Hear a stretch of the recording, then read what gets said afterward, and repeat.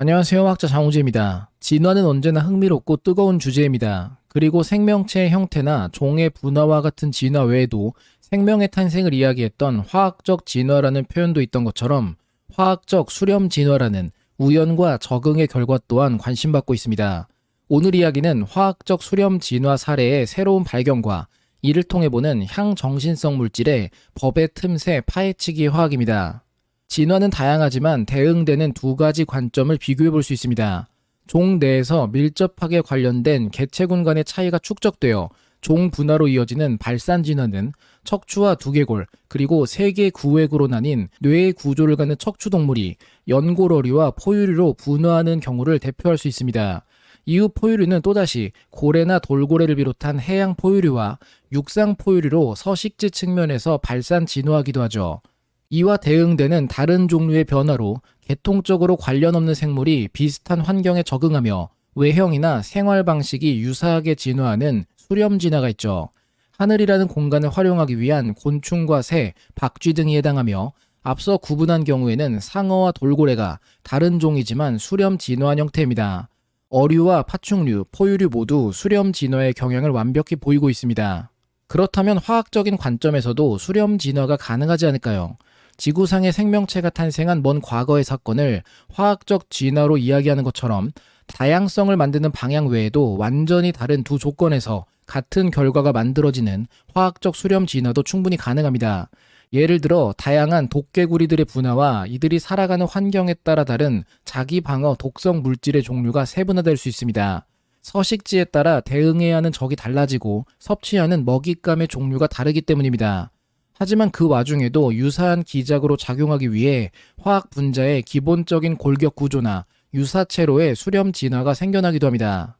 이러한 화학적 수렴 진화는 식물에서 더 명확하게 드러납니다. 동식물의 독성 화학 물질의 발현은 방어를 위한 용도가 대부분인 만큼 식물은 정착성 생활 방식으로 인해 포식자나 위험으로부터 도망칠 수 없기 때문에 제자리에 머물며 자신을 방어하기 위한 수단의 진화 목적으로 동물에 비해 더 확실한 화학적 수렴 진화를 구축해왔습니다. 몇 가지 대표적인 식물종과 화학 물질을 비교한다면 담배와 금빛 나팔꽃을 비교할 수 있죠. 담배에 함유된 대표적인 독성 물질인 니코틴과 금빛 나팔꽃의 시티신의 특징적인 질소 함유 고리 구조를 확인할 수 있습니다. 시티신은 사람이나 염소, 말 등에게 독성을 보이는 물질입니다. 우리가 직접 경험할 수 있는 또 다른 예시로 고추와 후추가 있습니다. 고추에 함유된 캡사이신과 후추의 매콤한 피페린은 모두 인간의 수용체에 통증을 유발하는 향신료이기도 합니다. 조금 더 유용한 것은 대마와 우산이끼과 생물의 성분인데 대마의 대표 성분인 THC와 유사 구조를 갖는 페로테티닌은 동일한 향정신성 효과를 만들어낼 수 있습니다. 후에 다시 비교하겠지만 우리는 여기 주목할 수 있죠. 대마는 불법이지만 과연 한국어 명칭마저 붙지 않은 이 이끼과 식물을 기르고 페로테티닌을 추출한다면 불법으로 구분될까요? 화학적 수렴 진화는 우리가 활용할 수 있는 흥미로운 관점이 될 수 있습니다. 생명체 형성 단계 이전에도 같은 대상을 만드는 서로 다른 화학적 경로에 대해서는 알려주었습니다. 화학적 진화를 통해 생명을 이루기 위한 당, 아미노산, 지질, 핵산의 4가지 생분자들이 지구에 탄생한 이후 선택과 선별을 통해 최적화된 현재의 중심 원리까지 이어집니다. 하지만 생명체의 종류가 다양한 만큼 이들을 만드는 데는 서로 다른 종류의 효소나 반응이 사용된 경우가 많았으며 지질이나 기타 화합물들은 물론이고 당분자들의 대사 과정에서도 조금은 다르지만 같은 결론으로의 수렴 진화가 존재합니다. 그중 최근의 발견으로 여러분들이 좋아하는 향정신성 버섯의 향정신성 화합물에 대해서도 완전히 다른 두 버섯이 제각기 같은 물질을 만들어내는 과정이 확인되었습니다. 흔히 매직 머쉬룸이라 부르는 향정신성 버섯은 주사위 환각버섯이란 이름으로 국내에선 지칭됩니다. 그리고 이와는 다른 섬유질 버섯과에 속한 국문 이름조차 붙지 않은 버섯 역시 같은 물질을 만들어냅니다. 이 버섯들은 실로신이라는 향정신성 물질과 더불어 그 기능을 오래 발현되도록 분해 효소 기능을 저해하는 물질을 함께 생산하는데 간단히 버섯을 찢거나 손상을 가했을 때 푸른색으로 변하는지 유무를 통해서도 확인할 수 있습니다. 파랗게 색상이 변하는 이유는 실로시빈이라는 시작 물질이 인산 가수 분해 요소에 의해 실로신으로 대사되며 산화효소의 영향으로 반응성이 매우 높은 레디칼 화학종이 생성되어 이합체를 이룬 후 계속된 중합 반응을 통해 파란 색상을 갖는 고분자 물질로 변화하기 때문입니다. 실로시빈이 유용한 이유는 향정신성 때문입니다. 대사된 유효 형태인 실로신과의 구조를 살펴본다면 정신감각적인 부분에 큰 영향을 주는 다양한 체내 물질 중 세로토닌과 동일한 골격 구조와 유사 형태를 갖춘 것을 확인할 수 있으며, 이는 대표적인 향정신성 물질인 다이메틸 트립타민과도 거의 같습니다. 구조적인 공통점에서 예상되듯 실로시빈은 특별한 감각적 경험을 할 수 있도록 하는데, 도대체 버섯은 뭐하러 이 물질을 만들기 시작했을까요? 인간은 이를 향정신성 오락물질로 사용하지만 버섯 입장에서는 역시나 자신을 보호하기 위한 화학적 무기의 일종입니다. 실로시빈 생성에 관여하는 유전자 클러스터가 버섯종들 사이에서 수평적 유전자 이동을 통해 퍼졌을 수 있음이 관찰되었으며, 이는 버섯이 곤충 포식자에 대한 방어기제로서 실로시빈을 생산하도록 진화했을 가능성을 암시합니다. 실제로 한 연구에서는 실로시빈이 절지동물 모델 생명체인 브라인 쉬림프에 대해 높은 독성을 보였으며, 이는 버섯이 곤충을 포함한 절지동물로부터 자신을 보호하기 위해 이 물질을 생성했을 수 있다는 가설을 뒷받침합니다. 실로시빈과 실로신이 인간의 뇌에 작용하는 것과 유사한 방식으로 곤충의 신경 전달 물질에 영향을 미쳐 포식 행동을 억제하는 화학적 방어 메커니즘으로 해석될 수 있습니다.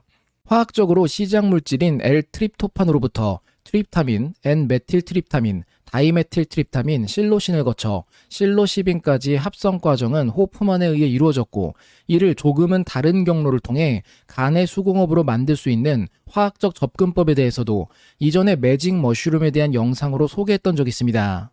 화학적 수렴 진화는 생명체에 의해 이루어지는 결과인 만큼 실로시빈의 생합성 과정은 매직 머쉬룸에 대해 분석되었는데, 다양한 효소가 작용하는 최적화된 반응이기에 화학적 합성과는 유사하지만 다른 순서와 과정으로 이루어져 있습니다. 재미있는 것은 이노사이베에게서도 실로시빈 생합성 관련 유전자 클러스터 지도가 확인되며, 각 유전자는 효소의 종류에 따라 색상으로 구분해 표시해 볼 때 같은 기능을 하는 유전자들을 포함하고 있지만 유전자의 순서나 위치가 명백히 다르다는 것을 눈치챌 수 있습니다. 심지어 메틸 전이 효소의 경우에는 개수 자체가 다른 모습도 보이죠. 이 유전자 지도는 두 버섯 속이 공통된 조상으로부터 진화하지 않았으며 독립적으로 실로시빈 생합성 경로를 구축했음을 의미합니다. 이를 통해 같은 시작 물질로부터 완전히 다른 순서로 동일한 결과물을 만들 수 있는 형태로 버섯들의 화학적 수렴 진화가 이루어졌다는 흥미로운 발견입니다. 알파폴드로 모델링한 효소 구조를 비교했을 때도 연속적인 나선 구조를 보이는 부위에 글라이신 310 부근에 불룩하게 튀어나온 특이한 구조가 있음이 보여 두 버섯의 효소가 동일하지 않으며 다른 기질 특이성을 갖는다는 것을 설명합니다. 두 버섯의 인산화 효소 구조를 비교했을 때도 C 말단 부분은 매우 유사한 구조를 보이지만 반대쪽 끝인 N 말단 부분은 상당히 다른 방향으로 배열되어 있습니다. 이 구조적 차이는 두 효소가 비록 동일한 인산화 기능을 수행하지만 선택하는 기질에 대한 차이가 있는 이유를 설명합니다. 결론적으로 결과는 같지만 그 모든 과정에서 완전히 다르게 진화했으며 환경적인 목적을 위해 수렴하고만 경우죠. 두 버섯의 실로시빈 합성 과정을 한눈에 비교해 볼 수 있습니다. 시작 물질은 트립토판으로 동일하지만 매직 머쉬룸은 트립타민으로의 탈탄산화, 그리고 이어지는 수산화 반응으로 4하이드록시 트립타민을 우선 만듭니다. 이노사이베는 유사하지만 뒤집힌 순서로 트립토판을 먼저 4하이드록시 L-트립토판으로 수산화한 후 이를 탈탄산화해 같은 중간 물질을 만들게 되죠. 사용되는 효소의 순서가 정확히 반대로 이루어짐에도 중간 생성물이 동일한 셈입니다. 그리고 이를 두 개의 유사한 효소가 있다 이야기했던 방식대로 한 번 혹은 두 번 메틸화된 형태로 변형하기 시작하며 매직 머쉬룸은 먼저 인산화를 통해 노르바이오 시스틴으로 만든 후 두 번 메틸화해 실로시빈을 만들게 됩니다. 결국 제각기 같은 종류의 효소들을 어떻게 배치하느냐에 따라 동일한 목적지에 이르는 것으로 대수롭지 않게 생각할 수도 있지만 완전히 다른 두 생명체가 아무런 공통 조상이나 수평적 유전 전달 없이 같은 결론에 이르는 형태입니다. 언젠가 우주 탐사 도중 외계 생명체를 발견했는데 그들도 우리처럼 농사지어 쌀을 생산하고 떡볶이를 만들어 먹고 있다는 사실을 발견했을 때 이게 말이나 되는 소리인가 싶은 정도의 흥미진진한 순간이라고도 할 수 있습니다. 여기서 우리가 알 수 있는 것은 뭘까요? 바로 같은 혹은 유사한 물질을 화학적 진화 과정에서 완전히 다른 곳에서 찾아볼 수 있다는 가능성이자 대마나 매직 머쉬룸의 향정신성 성분들을 재배하고 추출해 사용하는 것은 국내법상 금지되어 있는 구속 사유로 볼 수 있지만, 만약 우리가 찾아본 것처럼 아직 국문 이름조차 없어 취급이 명시되지 않은 생물로부터 같은 성분을 뽑아내 사용한다면 어떻게 될 것인가에 대한 가능성이 아닐까요?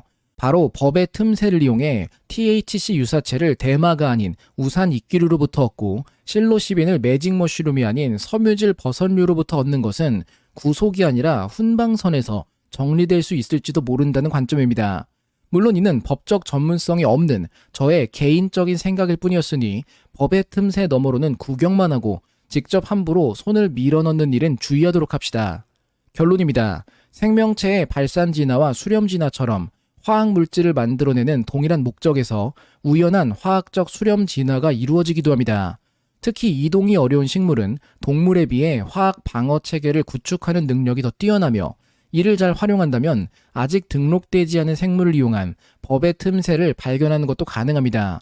물론 그 노력을 다른 데 투자하는 것이 건설적이니 재미로만 상상해보기를 권장합니다.